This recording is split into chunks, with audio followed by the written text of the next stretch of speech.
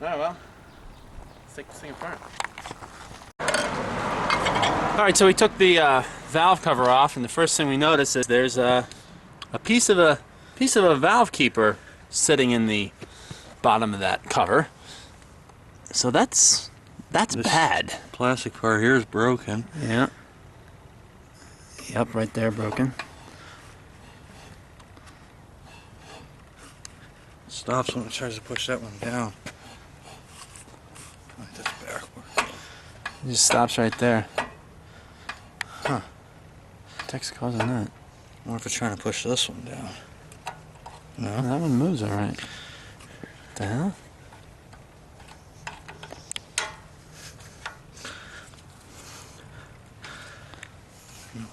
Take the rocker arm off. Alright. Now we use the Craftsman battery-powered impact gun to take off the flywheel and check the stator to see if it's jammed or not. Yep. Wow.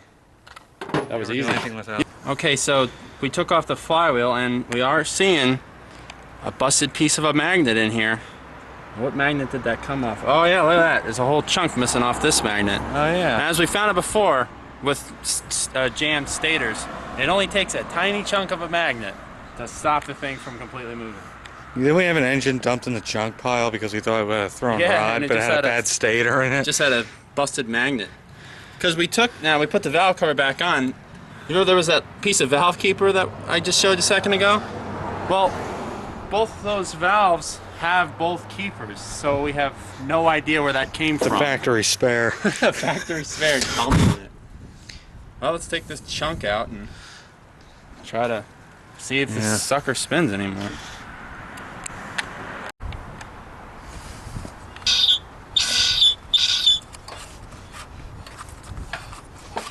Still stops. Yeah.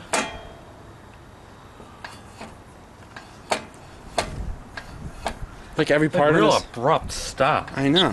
Did like every part in this motor break? Break another magnet. Well, I mean, now hold on a second. Now, if that thing broke, is it possible that the actual stator itself is mangled and not letting it pass anymore? Could be. Maybe we should try turning the crankshaft by hand if we can do it.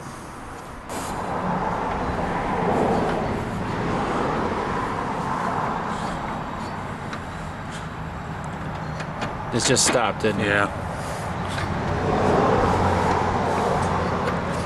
We just happened to find two friggin' problems that were completely unrelated. Nice. I guess we take the head off now? Yeah. See if maybe a valve is not coming back all the way or something? Yep. That's what happened with that other DLT.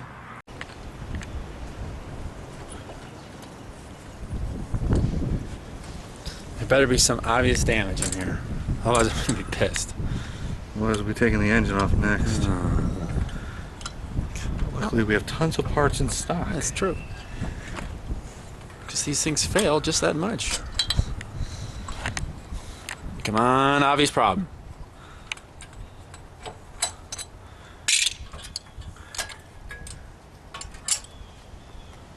What the hell's all that? Yeah. Valve seat. Oh, look at that. You were right. Oh wow, this Yeah, is see, look around here. bits of valve seat. There's Right? half of a valve seat in that one. Oh, Now I still wonder where the valve keeper came from, but that's confusing. Oh yeah, look at that. You can see right through it. Yeah, only a half a valve seat on the what was that, exhaust valve? let's hope the walls aren't.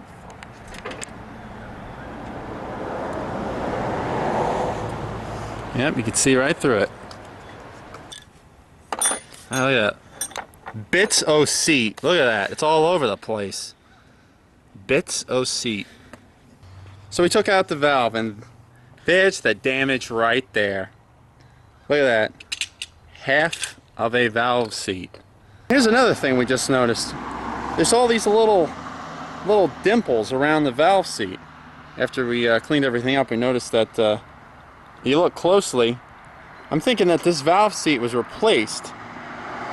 And then when they put the new one in, I guess this is one of the techniques, is you use a punch and see how it's moved the metal over the edge of the valve seat a little, and that sort of holds it in place. But obviously it did not work. So it's looking like this was the original valve seat, and this thing must have failed somehow. For some reason, it probably came loose. That always happens on these Briggs engines. So it probably came loose, and some guy decided to replace it using this method with the punches, and obviously it didn't work too well around this back side, probably because there's no punches over here. If I put uneven pressure on the valve seat, ah, yeah. the heat if I just popped. Huh. I've never actually seen anyone do that. They usually just replace the head or throw out the engine on the LS. I almost never see anyone replace a valve seat. I don't know why. Oh, it's difficult, I guess. And obviously, not guaranteed. No. Look at that shit! Briggs and Stratton. Alright, well, we just need a new head for this sucker, and... That's what they got to. Yeah. Well, it looks like you didn't score the walls. Yeah, little bits of metal in there, that's true. This stuff's... Looks like it just sort of dented the piston. Yeah. I mean, you know, not really, just superficial dents, not really anything serious, I don't think. Alright, so things have gone from meh to worse. After we thought the problem was just with the head, just the damage was only on the head. The piston had some dents in it, but it looked alright until we cleaned it off. And that's when we noticed, let's see if the camera can show this, right there. You see that right there in the center of the frame? That there is a crack in the piston. So this piston is no good. So, although replacing the piston along with some new rings is not going to cost us a whole lot of money, since we probably have a good used piston somewhere, but it is going to require obviously quite a bit of labor. So still doable, still really not a bad buy for 150 bucks, because this tractor selling right now is like gets like $650 to $750, so really not too bad. So I guess we'll have to put another $20 into this thing. Alright, so that's it for now. See you later.